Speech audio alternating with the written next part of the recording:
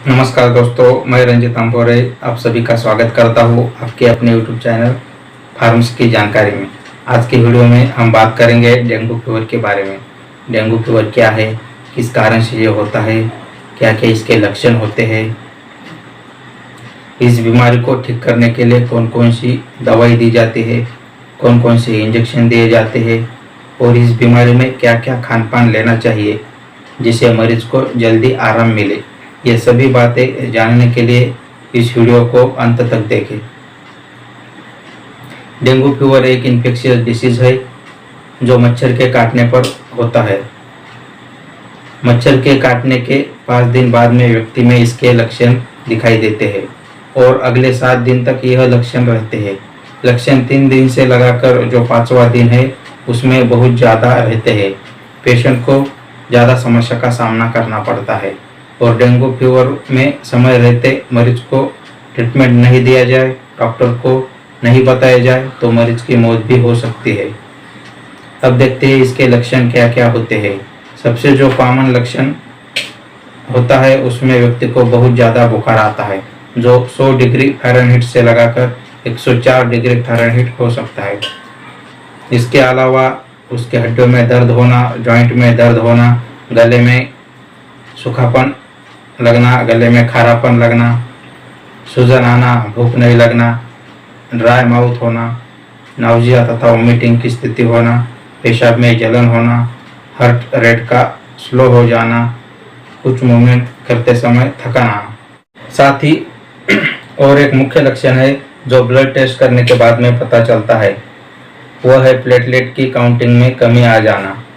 जो सामान्य platelet counting 1.5 lakh से लगाकर 4.5 लाख की होती है, लेकिन जब डेंगू फीवर होता है यह काउंटिंग 1.5 लाख से कम आ जाती है।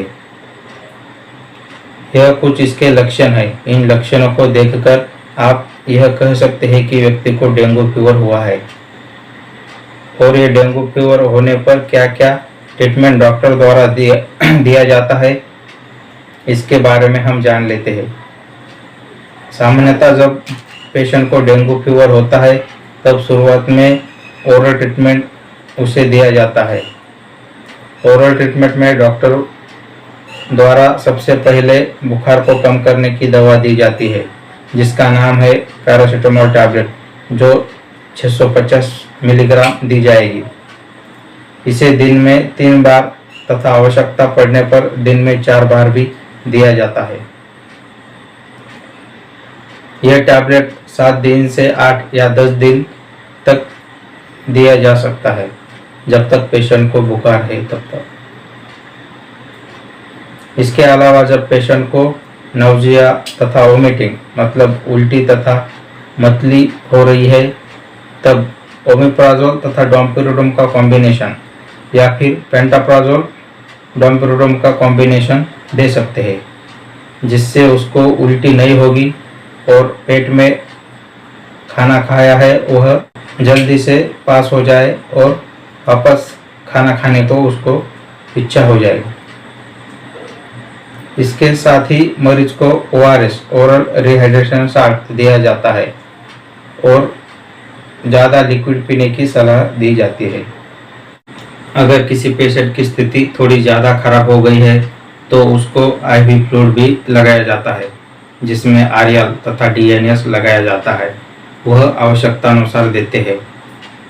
और कोई पेशेंट है जिसको प्लेटलेट की कमी होने लगी है, 1.5 लाख से कम प्लेटलेट काउंटिंग है, तो उसे पपीते के पत्तों का रस दिया जाता है या फिर कैरिपिल टैबलेट दी जाती है जिससे उसकी काउंटिंग धीरे धीरे बढ़ाई जा सके।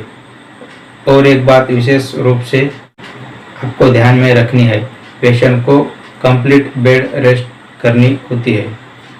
खाने में सिर्फ लिक्विड डाइट ही देनी होती है जिसमें आप जूस दे सकते हैं, नारियल पानी दे सकते हैं, किसी भी प्रकार का सूप दे सकते हैं और इजीली डाइजेस्टिव फूड है वो उन्हें दे जानी चाहिए।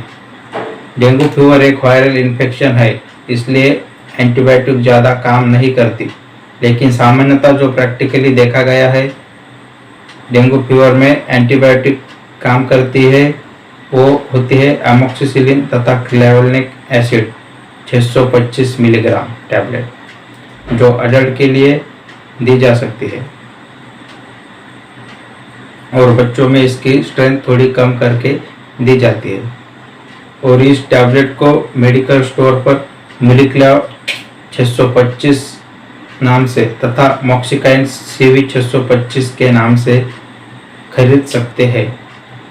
इसको 2 दिन से 7 दिन दिया जाता है और जब पेशेंट की स्थिति बहुत ही ज़्यादा बिगड़ जाती है, उसके नाक में से खून आने लगता है, प्लेटलेट काउंट बहुत ही कम होने लगता है, तब उसको हॉस्पिटलाइजेशन करना होता है। और उस समय जो इंजेक्शन दिया जाता है उसके बारे में जान लेते हैं। आईवी फ्लूइड पेशेंट को रेगुलर लगाया जाता है और वह आईवी फ्लूइड एक ही स्पीड में लगाया जाता है। उसके बाद में जो इंजेक्शन लगाया जाएगा वो एमोक्सिसिलिन तथा क्लेवोलिनिक एसिड का इंजेक्शन लगाया जाता है, जिसे दिन में एक ही बार आईवी रूट से लगाया जाएगा। और यदि कोई पेशेंट है जिसकी प्लेटलेट काउंट 10,000 के लगभग आ गई है, तो उन्हें प्लेटलेट डायरेक्ट ही ब्लड में लगाई जाती है और इस तरह से कंप्लीट ट्रीटमेंट डॉक्टर द्वारा पेशेंट को दिया जाता है। उस पेशेंट की जान बचाई जाती है और डेंगू फीवर को ठीक किया जाता है। यहाँ पर आप विशेष रूप से ध्यान रखें कि जो भी ट्रीटमेंट दिया जाता है सिर्फ हॉस्पिटल में डॉक्टर के देखरेख पर दिया जाता है। बिना डॉक्टर के देखरेख आप किसी भी प्रकार की ट्रीटमेंट नहीं ले, आपको नुकसान कर सकता है। हाँ, यदि बहुत ज़्यादा बुखार है तो आप पैरासीटामोल टैबलेट दे सकते हैं, उसमें कोई प्रॉब्लम नहीं है। अब देखो, जब किसी व्यक्ति को डेंगू फीवर हुआ है तो उसे एस्पिरिन और ब्रूफेन यह टैबलेट नहीं दे और साथ ही स्टेरॉयड दवा नहीं दे, क्योंकि डेंगू फीवर में स्टेरॉयड का किसी भी प्रकार का रोल नहीं देखा गया है। तो यह सभी दवाइयाँ आपको नहीं देनी चाहिए। साथ ही डेंगू फीवर में आप कोई दवाई ले रहे हैं तो अपने डॉक्टर को ज़रूर बताएं, जिससे कि प्रॉपर ट्रीटमेंट आपको मिल सके। तो दोस्तों, यह कंप्लीट जानकारी थी डेंगू फीवर के बारे में। तो आज के इस वीडियो में इतना ही है। अगर यह वीडियो आपको अच्छा लगे तो वीडियो को लाइक करें, शेयर करें और फार्म्स की जानकारी इस चैनल को सब्सक्राइब जरूर करें। धन्यवाद।